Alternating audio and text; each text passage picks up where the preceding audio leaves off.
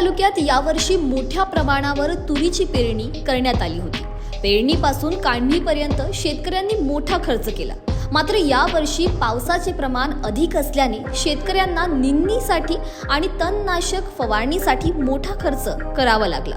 उत्पादक शेतकऱ्यांनी सांगितलं की सध्या तूर कापणी आणि काढणीच्या कामाला वेग आला आहे।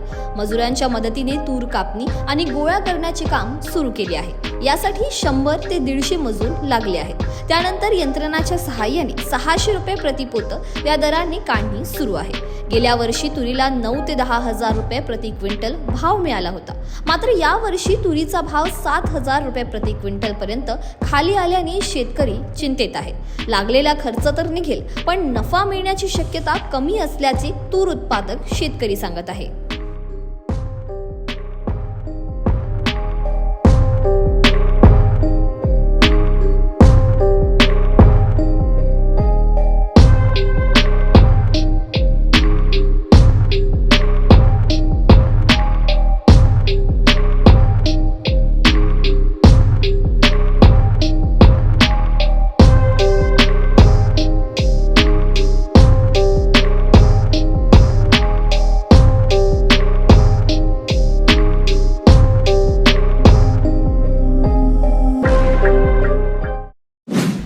काढल्यानंतर तूर काढण्याचा खर्च जो आहे, कापणे आणि गोळा करणे, ढेर मारणे याला म्हणतो आपण, याला 2,000 रुपये एकरी खर्च जवळपास लागला।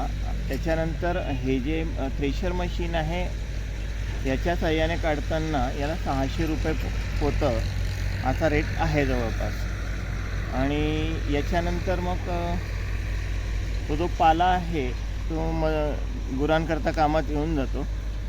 आणि बऱ्यापैकी या शेतीचा लागवडीपासून म्हणजे पावसाळ्याच्या अगोदर धूळपेरणीसारखं ट्रॅक्टरच्या साह्याने केली।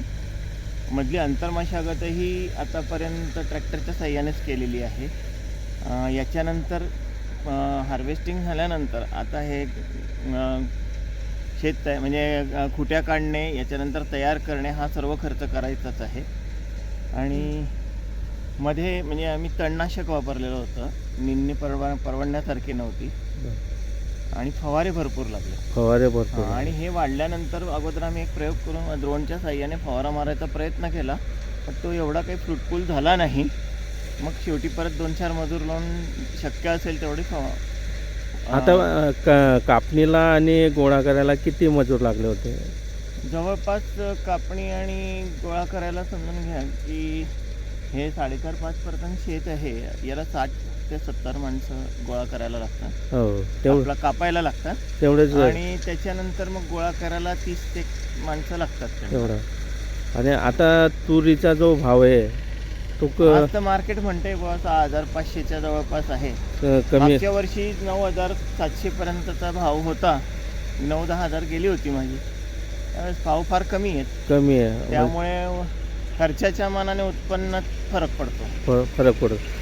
म्हणजे जेवढं आपण खर्च लावलेला आहे त्या मागच्या वर्षापेक्षा बियाणं वगैरे यांचे दर तर वाढलेले असतात, पण या मानाने विक्रीच्या योग्य मालाचा भाव कमी आहे, त्यामुळे नफ्यातली पडतल कमी पडणार।